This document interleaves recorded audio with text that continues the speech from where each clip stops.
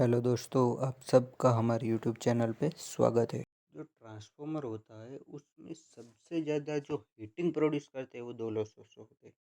जो सबसे पहला लॉस होता है वो एडी करंट लॉस और जो दूसरा लॉस होता है वो हिस्टेरेसिस लॉस। आज हम इन्हीं दो लॉसेस के बारे में बात करने वाले। सबसे पहले शुरू करते हैं वो है eddy current loss. Eddy current loss से उसे समझने से पहले हमें फैराडेज लॉ को समझना पड़ेगा। फैराडेज का जो फर्स्ट लॉ है वो क्या कहता है कि जब भी हम वेरिंग मैग्नेटिक फील्ड के अंदर कोई कंडक्टर को रखते हैं तो उसमें ईएमएफ इंड्यूस होता है, इलेक्ट्रोमोटिव फोर्स इंड्यूस होता है। अगर उस कंडक्टर की सर्किट है वो क्लोज है तो उसमें करंट इंड्यूस होता है। इसी लॉ पे क्या होता है कि ट्रांसफॉर्मर है वो वर्किंग करता है। देखिए, अगर हमें वेरिंग मैग्नेटिक फील्ड जनरेट करना है तो क्या कौन सा सप्लाई देना पड़ेगा, एसी या डीसी? तो हमें एसी सप्लाई देना पड़ेगा। क्यों एसी? क्योंकि जो एसी सप्लाई है वो टाइम के साथ क्या है, वेरिंग करता है। अगर वो टाइम के साथ जो एसी सप्लाई है करंट है वो वेरिंग या वोल्टेज जो वेरिंग कर रहा है उससे हम अगर कॉइल के अंदर सप्लाई देंगे तो वो कौन सा फील्ड जनरेट करेगा, वो वेरिंग मैग्नेटिक फील्ड जनरेट करेगा। अगर ये वेरिंग मैग्नेटिक फील्ड है हमने प्राइमरी साइड से जनरेट किया और सेकेंडरी साइड जो है हमने सर्किट कंप्लीट करके रखी, तो उसमें क्या होगा, उसमें सेकेंडरी साइड ईएमएफ इंड्यूस होगा और उस सर्किट कंप्लीट है तो उसमें क्या होगा, करंट इंड्यूस होगा। इस करंट को क्या क्या कहा जाता है, उसे इंड्यूस करंट कहा जाता है। इसी तरह एक और बात है कि जो ट्रांसफॉर्मर है उसकी कोर भी क्या है, वो भी हमने वेरिंग मैग्नेटिक फील्ड के अंदर ही रखी हुई है। और वो क्या कोर क्या है, वो भी एक कंडक्टर है, तो उसमें भी इंड्यूस ईएमएफ होगा, जरूर होगा। और जो उसके अंदर है, जो उस कोर का क्रॉस सेक्शन है, उसमें करंट एक लूप बनाता है और वो लूप के थ्रू रोटेट करता रहता है। और जो रोटेट करता रहता है लूप लूप के थ्रू, उससे क्या कहा जाता है, उससे एडी करंट कहा जाता है। अगर एक करंट लूप के थ्रू फ्लो हो रहा है कोर के अंदर तो उसका कुछ रजिस्टर भी होगा, जरूर होगा। तो इसी इसी इसी के लिए और रजिस्टर के थ्रू क्या होगा, कुछ ड्रॉप होगा, उसी को हम एडी करंट लॉस कहते हैं। करंट को जानना हो प्रैक्टिकली, अगर हमें इस अप्लायंस को देखना हो कि यहाँ पे एडी करंट होता है, वो कौन कौन सी जगह है, तो सबसे पहले तो कि इंडक्शन कुकर। इंडक्शन कुकर में क्या होता है कि उसकी जो प्राइमरी साइड होती है वो फ्रीक्वेंसी ज़्यादा रखी जाती है। और अगर इसके जो कुकर है उसके ऊपर हमें कोई बर्तन रखे, कोई स्टील का बर्तन रखे, तो उसमें क्या होता है, उसके अंदर जो एडी करंट लॉस होता है वो एडी करंट लॉस होता है वो शुरू हो जाता है। आपकी स्क्रीन के ऊपर आप देख सकते हो। इसी तरह हम दूसरा जो कोई एग्जांपल ले तो वो है, जो पुराने टाइम पे जो डिस्क वाले जो मीटर आते थे, आपने देखा होगा कि उसमें कोई सेकेंडरी नहीं होती थी। उसमें क्या होता है, एक डिस्क होती थी।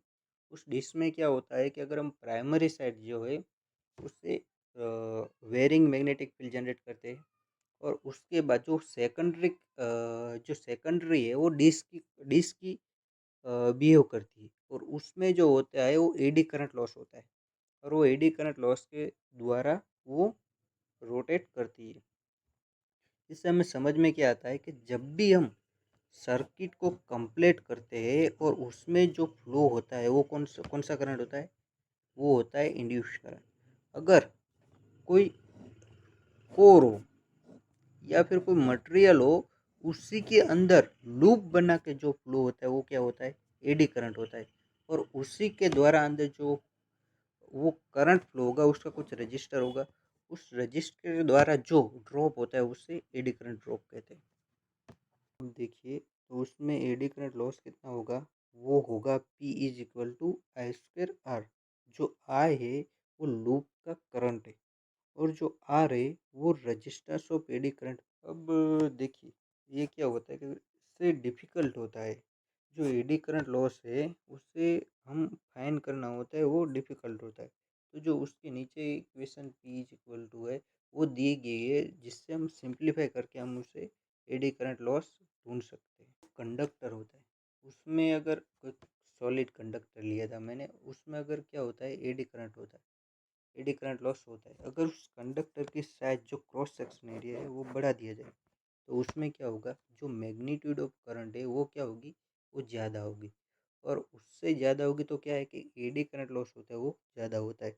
अगर उससे भी बड़ा हम कंडक्टर ले, उसका जो क्रॉस सेक्शन एरिया वो बड़ा हो, तो उसमें भी क्या होगा, मैग्नीट्यूड उससे भी ज़्यादा होगी और उसमें जो लॉस होगा, एडी करंट लॉस, वो ज़्यादा होगा। अब हमें एडी करंट लॉस है उससे हम कम करना है, तो क्या करें, उसके लिए दो मेथड है। जो सबसे पहला है वो है कि जो मैग्नीट्यूड है एडी करंट की, वो कम की जाए। वो कम कैसे कर सकते हैं, तो कि जो हमने एक सॉलिड कंडक्टर लिया था उसको हम पार्ट में स्प्लिट कर देंगे, और उस स्लॉट पार्ट में स्प्लिट करने के बाद उसे हम क्या करेंगे, लेमिनेशन कर देंगे उसके। इसीलिए जो करंट होगा वो क्या है, उसकी मैग्नीट्यूड जो जनरेट होगा एडी करंट, लेकिन कितना होगा, वो बहुत ही स्मॉल अमाउंट होगा। इसीलिए उसका जो लॉस होगा वो क्या होगा, कम होगा। और दूसरी मेथड कौन सी है, वो है कि अगर जो करंट पास हो रहा है, जो सर्कुलेटिंग के अंदर जो एडी करंट पास हो रहा है, अगर उसकी रजिस्टिविटी बढ़ा दी है। रजिस्टिविटी कैसे बढ़ाए, वो कि उसकी जो मटेरियल है उसकी रजिस्टिविटी बढ़ा जाए। और अगर इसीलिए हम स्टील के अंदर क्या है कि सिलिकॉन यूज करते हैं, इसीलिए हम सिलिकॉन स्टील को यूज करते हैं। इसीलिए उसकी जो रजिस्टिविटी वो बढ़ जाती है, और रजिस्टिविटी बढ़ने से एडी करंट जो होता है वो कम फ्लो होता है, और उसके लिए इसी तरह जो एडी करंट लॉस होता है वो कम होता है। जो दूसरा लॉस है वो कौन सा है, वो है हिस्टेरेसिस लॉस। अब हिस्टेरेसिस लॉस है क्या, वो समझते हैं। देखिए, जब भी एक एग्जांपल समझते हैं कि अगर हम किसी आयन को लें और आयन को लेके उसे किसी भी मैग्नेटिक फील्ड में हम रख दें, उसे कुछ देर रखने के बाद अगर उस आयन को हम ले लें मैग्नेटिक फील्ड के अंदर से, और उसे बाहर किसी और आयन के साथ अगर हम रखेंगे, तो क्या होता है कि वो जो आयन है वो थोड़े कुछ समय के लिए वो क्या है कि वो मैग्नेट की तरह बिहेव करता है। इसी प्रिंसिपल पे हम हिस्टेरेसिस लॉस को समझेंगे। उसमें क्या होता है कि अगर हमने जो मैग्नेटिक फील्ड पहले जनरेट की, वो किस में की, वो हमने ट्रांसफार्मर के अंदर प्राइमरी साइड सप्लाई देके की। अब क्या होगा कि उसके अंदर प्राइमरी साइड सप्लाई देने से उसमें मैग्नेटिक फील्ड जनरेट होगा, और जो जनरेट होगा वो कोई भी एक डायरेक्शन के अंदर होगा। अब एक हमने कौन एसी सप्लाई दिया हुआ है, एसी सप्लाई दिया है वो, तो क्या होगा, 180 डिग्री तक क्या है कि वन डायरेक्शन मतलब पॉजिटिव डायरेक्शन में जाएगा सप्लाई। और पॉजिटिव डायरेक्शन में जाएगा तो उसकी जो मैग्नेटिक फील्ड है उसकी डायरेक्शन कौन सी होगी, वो भी पॉजिटिव ही होगी। अगर हम देखें इसके बाद क्या क्या 180 डिग्री पे क्या कौन सा होता है, जीरो, जीरो करंट हो जाता है। तो उसमें जो होगा, फिर भी जो कोर होती है उसके अंदर क्या रह जाता है, मैग्नेटिक फील्ड रहता है। और वो मैग्नेटिक फील्ड है वो कौन सी, कोई एक डायरेक्शन में होगा, वो उसके अंदर भी मौजूद है। हमने थोड़े टाइम जो पहले एग्जांपल देखा था वो एक आयन वाला, इसी इसी तरह इसमें भी थोड़ा मैग्नेटिक फील्ड है वो स्टोर है, जिसे हम रेसिडुअल मैग्नेटिक फ्लक्स कहते हैं। अगर ये फ्लक्स है तो अगर हम बाद में 180 डिग्री के बाद अगर हम उसे फिर से रिवर्स करंट देंगे, तो क्या होगा कि जो फील्ड है वो क्या है कि उससे उल्टा, उससे विरुद्ध में जनरेट होगा। वो फील्ड है, फ्लक्स है, उससे विरुद्ध में जनरेट होगा। तो क्या होगा कि अगर विरुद्ध में जनरेट होगा तो उसका अपोज करेगा। सबसे पहले उससे अपोज करने के बाद उसे कम कम करेगा, और जीरो करने के बाद में वो नेगेटिव में नेगेटिव फ्लक्स जनरेट, मतलब विरुद्ध डायरेक्शन के अंदर फ्लक्स जनरेट होगा। तो उसको कुछ क्या है कि अगर जो पहले पॉजिटिव फ्लक्स था उससे कुछ कम करने के लिए हमें कौन सा कोई विरुद्ध में, उसके विरुद्ध कोई फ्लक्स देने की ज़रूरत पड़ेगी। जो फ्लक्स देने की ज़रूरत पड़ती है तो क्या होता है कि उसके अंदर लॉस होता है। इसी लॉस को हम हिस्टेरेसिस लॉस कहते हैं। देखिए, अगर मुझे जानना हो कि जो ट्रांसफार्मर है उसके अंदर हिस्टेरेसिस लॉस कितने हो रहे हैं, तो मैं कैसे जानूंगा, उसे सिंप्लीफिकेशन कैसे करूंगा। तो उसके लिए एक इक्वेशन है जो आपकी स्क्रीन के ऊपर मौजूद है। उसकी मदद से क्या है कि हम जो ट्रांसफार्मर है उसके अंदर कितना जो हिस्टेरेसिस लॉस है हो रहा है वो हम जान सकते हैं। अब देखिए, हिस्टेरेसिस लॉस को समझ लेने के बाद हमें ये भी जानना होगा कि उससे कम कैसे किया जाए।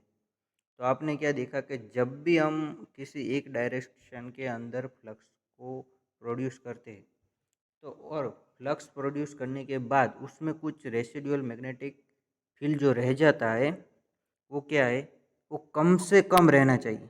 अगर कम से कम रहेगा तो क्या कि जो हमारा हिस्टेरेसिस लॉस है वो कम से कम होगा। तो हमें क्या है कि जो मटेरियल है उसी में अगर हम चेंज करें तो क्या है कि जो हिस्टेरेसिस लॉस हो रहा है वो कम होगा। अब हम क्या करें, जो स्टील है, स्टील की बजाय हम अगर सिलिकॉन स्टील को यूज करें तो क्या जो हिस्टेरेसिस लॉस अगर उसमें ज़्यादा हो रहा था, तो जो ये सिलिकॉन स्टील का यूज करने के बाद उसमें जो रेसिडुअल मैग्नेटिक फील्ड है वो कम स्टोर होगा। अब कम स्टोर होने की वजह से उसके अंदर जो हिस्टेरेसिस लॉस है वो कम होगी। तो आज हमने क्या क्या देखा, तो सबसे पहले तो हमने कि एक एडी करंट देखा, उसका किस तरह मशीन के अंदर होता है प्रोडक्शन, उससे उसे देखा, और उसके किस तरह कम किया जाए वो भी हमने देखा। और उसी के अंदर हमने इंड्यूस करंट और एडी करंट दोनों के अंदर क्या डिफरेंस है वो देखा। बाद में हमने हिस्टेरेसिस लॉस देखा कि वो किस तरह मशीन के अंदर आता है, उसे किस तरह हम कम करते हैं।